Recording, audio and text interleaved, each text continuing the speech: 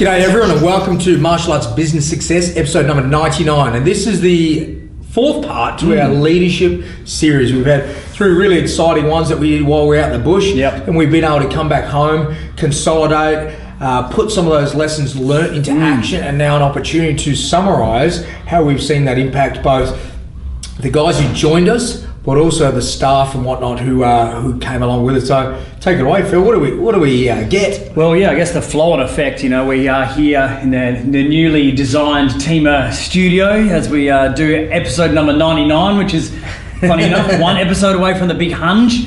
So look, if you're wondering what we're going to do, it's going to be special. So make sure you do tune in for the 100th episode. I'm not sure what we're going to make Graham do yet, but whatever it is, Graham will be, it'll be something. Yeah. But what did we learn? Look, at the end of the day, we took a couple of entrepreneurs, business owners, and also a couple of our staff away on a adventure. Now, we coupled that with charity, so we're still raising money, but I think we're up around the $25,000-$30,000 at the moment, money raised so far.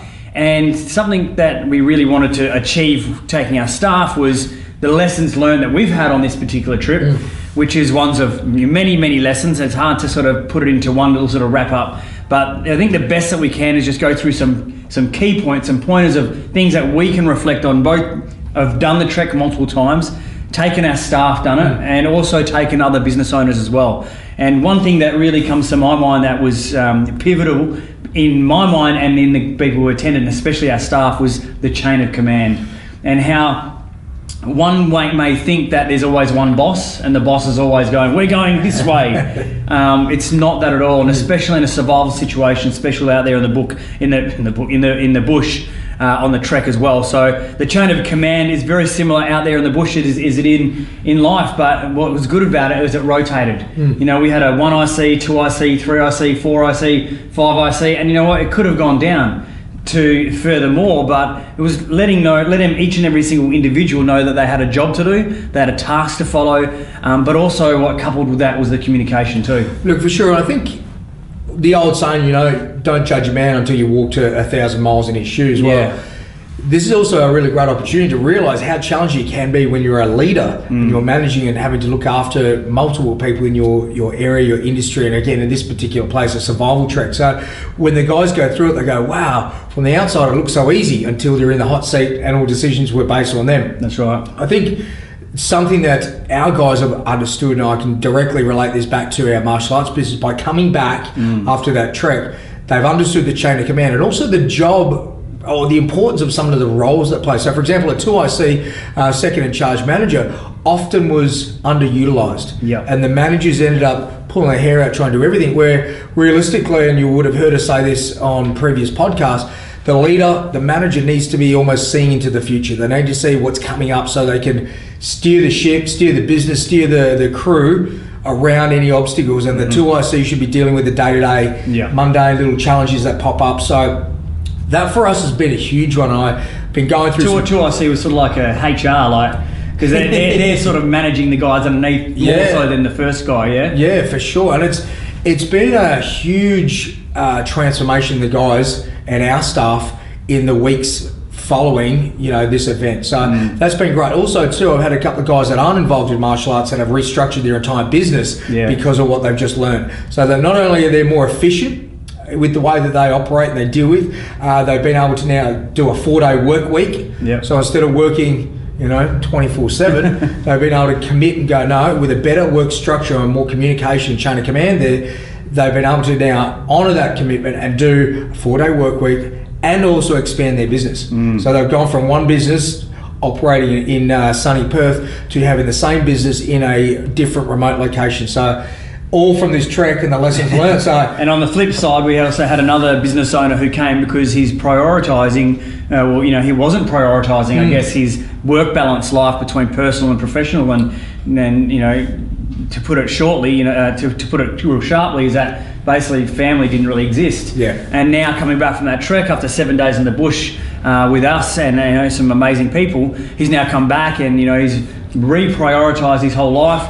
He's spending way more time with his family. He's understood that the work's always going to be there. It doesn't matter how far or how hard or bad that job or situation is going to be. It's always going to be there, and you can either choose it to let it consume you and consume your complete days, or you can just manage your days and be really effective and efficient on a specific day, but also then turn around and go, you know what, the mobile phone's off. This is now family time. It's most important. And just I think it's also that realization, geez, what am I working for? Yeah. I'm working for money, and the money is going to create opportunities for my family. Well, you actually don't need the money to create the opportunities. You actually need to create the opportunities first, and then the money will come because you're being successful in your business. Look, mate, just going back on that chain of command, I think as a martial arts business owner and some of the guys listening who are smaller shops, you're the jack of all trades, master of none. You don't have the time to sometimes just pin down on one thing. So chain of command is really important. That's being helped to be more efficient. So for you guys who are listening and watching this, think about what level of structure you have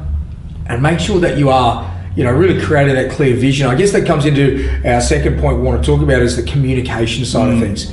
That is a big one. If you think, and again, we relate this to back in the bush, if you know where you're going inside your head and you start walking and the rest of the team doesn't follow you, well, you haven't communicated very well where we're going. So that's also in business, as the boss, you know where you want to be, but if you don't empower the team or get them excited, you can either make the journey a really challenging one or a really efficient one. And I guess that also, for us, Phil, we were able to get people excited about going and traversing these challenging sort of paths because we create those short visions each time, rather than we just keep walking and then we everyone's feeling a bit sore and a bit tired and get a bit deflated. Same with business guys, with certain times you need to make sure that you communicate where you want to be, get the team excited, and look, the rest follows. Yeah, I think just to give you a bit of a comparison or to put you inside the trek is like every day you'd wake up and you'd pack up your packs and all that sort of stuff. Then you'd have breakfast. Then we would communicate that all the gear that we had to carry was evenly distributed. Yeah. So that there was no one carrying too much or too less. Or if someone had an injury, like I had a calf injury,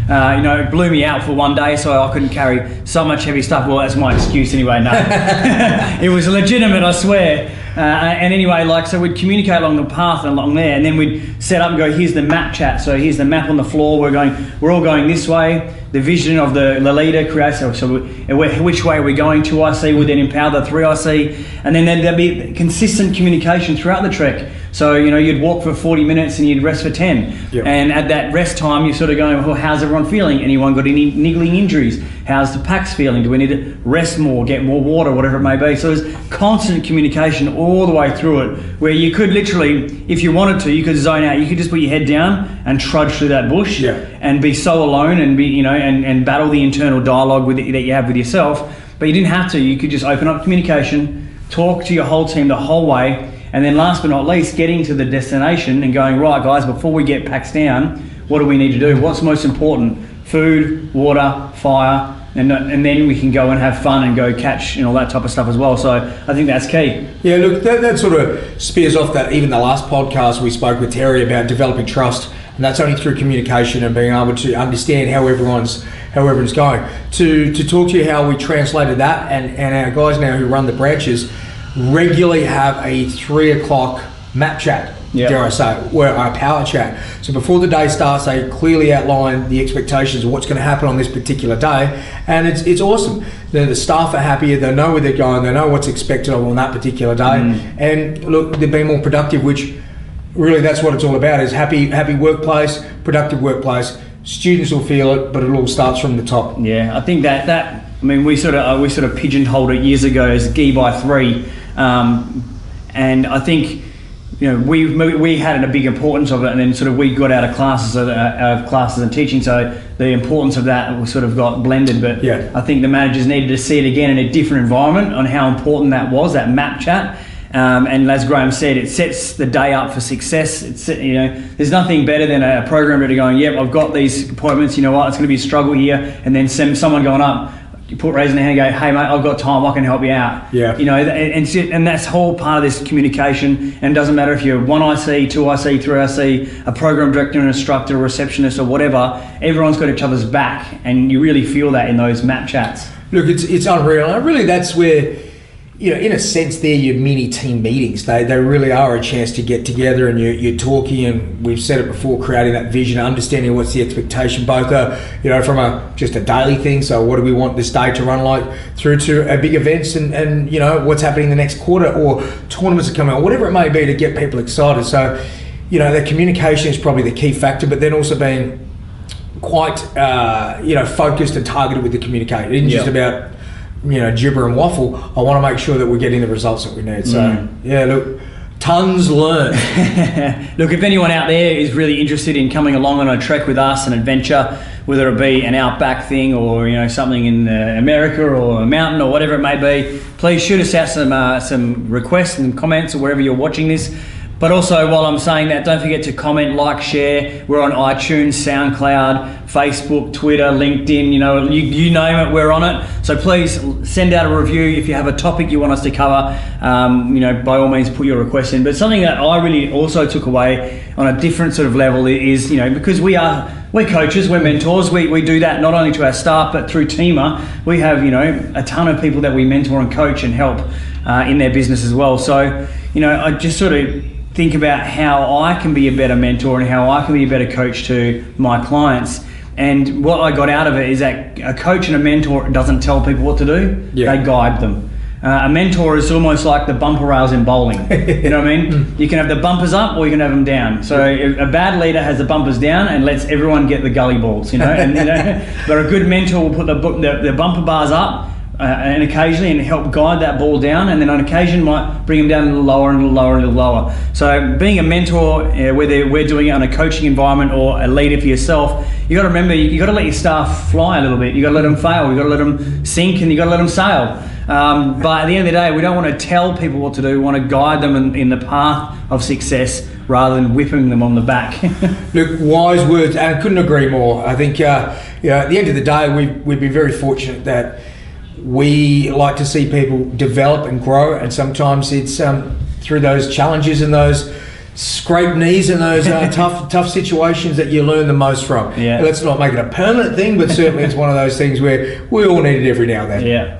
So, but just to sort of wrap up on this one, I know we've got a pretty exciting event that's coming up, which is our blended Teamer sort of presentation. We've got our, I guess, a little bit more details for you guys, building our $1 million model and being able to present that later this year. So, when's that coming up, mate? Yeah, well, we're teaming up with Hyper. As those who know, we love the guys from Hyper, but they're coming to Australia with, who are they bringing over? They've got Tyler Weaver, and we've got Reed Priestley as well too. So world champions. Oh, yes. These guys are freak martial artists, but also really, really genuine guys that love teaching and helping as well. So we've got a combined Hyper and Teamer day where there's going to be instructor training, athletes day, but also there's going to be a day full of Teamer education. And what we're pigeoning this for is it's called the $1 million marketing strategies, the $1 million marketing machine. What have we done to market our businesses to that has seen us gross over 3 million each and every year within our organisation. Yeah. Each and every year we're grossing over $3 million in our organisation, which for some of you guys, like, can't even dream that or picture that. And you know what? It doesn't matter whether you earn 50,000, 500,000 or millions. You know what? The feeling's still the same. You're still on the same path. You're still trying to grow. You're still trying to be better at what you do. I don't by no means feel that we've made it. I just feel like it's another stepping stone to where we need to be, which is world domination. But look, what we're going to do is we're going to literally let you roll your sleeves up. This event is going to help you identify how we're going to help you market in your business, both online and offline. We're going to give you guys the strategies. I'm just going to tell you, we're not going to give you the information. We're actually going to do the work in the seminar. So the idea is you'll walk away with 3 strategies that you can use, you can deploy straight away in your business and start getting results. And I know that with some of our coaching clients, Graham, you were saying that people just don't know how to squeeze every little inch out of their events. So we're going to show you how we can create an internal event where you could just let it roll and have no sign-ups and no join-ups and no referrals, or you can squeeze the hell out of it and get 10, 20, 30, 40, 50. Couldn't agree more. Making the dollar go that bit better, and your ROI, return on investment. And really that's key factors.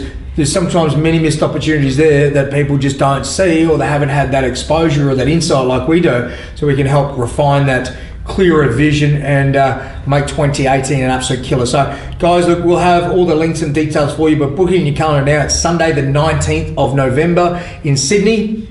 So we're going to talk to you guys face to face. Love to see you all there. Spread the word, team. We want to make this an absolute cracking success and make sure that this seminar is the last one that you kind of do as in business, and really set up the year next year to be your best one. Cool, guys. Well, thank you very much for tuning in for episode number 99. We're looking forward to 100, something special. Don't know yet. We're still conspiring. We've got Raz back there, the video genius, who's like, I think he's up to something. But we'll think about it. In the meantime, me and Graham have a game of chess to do. I think I'm going to win. See you guys.